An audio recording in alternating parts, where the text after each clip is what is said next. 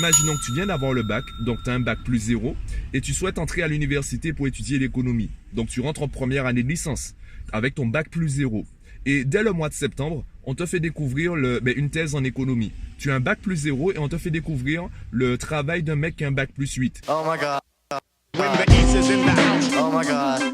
When the East is in the house. Oh my God. Yo, petite vidéo improvisée aujourd'hui, un peu comme tous les jours, on va pas se mentir. Aujourd'hui, j'aimerais te parler de ta zone de confort. Alors, tu vois peut-être derrière, j'ai un énorme carton rempli de livres. Je viens de récupérer un don pour le concept que j'ai créé avec des amis qui s'appelle Un bon livre, s'il te plaît. Je t'explique rapidement, je te le présente rapidement. En gros, on veut te faire découvrir un maximum de bons livres. Tu n'as pas forcément envie ou besoin d'acheter tous les livres sur un sujet. Il y a une petite partie de livres qui sont vraiment adaptés à ton approche du monde ou ta capacité à comprendre les choses. Et il y a des livres que tu vas acheter, que tu vas lire une fois, tu vas trouver très intéressants et tu vas jamais les relire. On veut éviter ça. Je te prends un exemple simple pour bien comprendre. Imaginons que tu viens d'avoir le bac, donc tu as un bac plus 0, et tu souhaites entrer à l'université pour étudier l'économie. Donc tu rentres en première année de licence avec ton bac plus 0. Et dès le mois de septembre, on te fait découvrir une thèse en économie. Tu as un bac plus 0 et on te fait découvrir le travail d'un mec qui a un bac plus 8. Il y a de fortes chances que finalement tu abandonnes ou que tu galères trop et que tu passes à côté de certaines choses. Ça m'est arrivé avec certains livres. Ça m'a pris 2 voire 3 ans pour les lire et surtout les comprendre parce qu'ils étaient trop riches pour mon niveau de progression. Et c'est pour ça qu'aujourd'hui, j'aimerais te parler de ta zone de confort. Il est vrai que pour progresser, il faut sortir de sa zone de confort. Je prends l'exemple du sport ou même le cardio, le marathon. Si tu veux faire un marathon de, disons, 42 km, tu peux pas commencer un jour et te dire, allez, aujourd'hui, je cours 42 km. Il y a des chances qu'au bout de 5 km, tu sois en train de vider tes poumons sous le sol.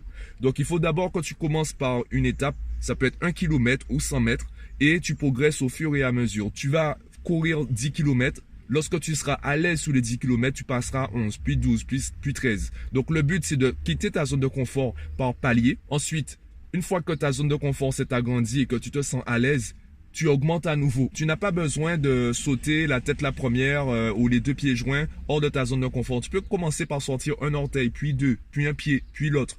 Et je prends l'exemple même pour ceux qui veulent se lancer ou donner de la visibilité à leur passion, leur hobby. Je prends l'exemple de mes vidéos. Si j'attendais d'être parfait, si j'attendais d'avoir une caméra avec un micro parfait pour enregistrer des vidéos parfaites dans un lieu parfait, entouré de personnes parfaitement parfaites, eh bien, je serais pas en train de tourner cette vidéo. Là, je la tourne dans ma voiture. On est dimanche.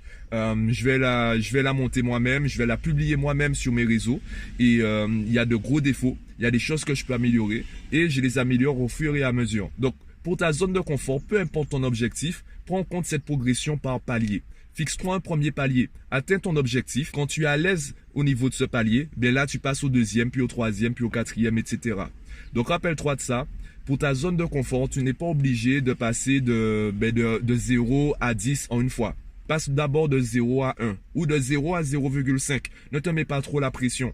Il y en a qui survivent très bien à la pression, tant mieux. Par exemple, dans le sport, il y en a qui sont de vrais challengers, de vrais compétiteurs, qui mettent la barre très haut dès le début. Si ça fonctionne avec toi, tant mieux. En tout cas, et justement, c'est peut-être ça d'ailleurs le secret, c'est trouver la formule qui te convient, la recette qui te donne les meilleurs résultats. Une fois que tu l'as trouvée, eh bien, c'est à toi de t'adapter. Donc, avant d'appliquer la méthode de X ou Y ou Z, connais-toi toi-même et cherche donc la méthode qui te convient à toi et à personne d'autre, puisqu'on est tous uniques. Je te mettrai également en description de la vidéo le lien pour un bon livre, s'il te plaît, pour que tu puisses découvrir le concept. Si tu peux en parler autour de toi, tu connais certainement des personnes qui aiment lire. Et si tu peux nous laisser un petit commentaire pour nous dire comment tu trouves notre travail, ce serait génial. Voilà, en tout cas, je te souhaite déjà un bon dimanche et je te dis à bientôt.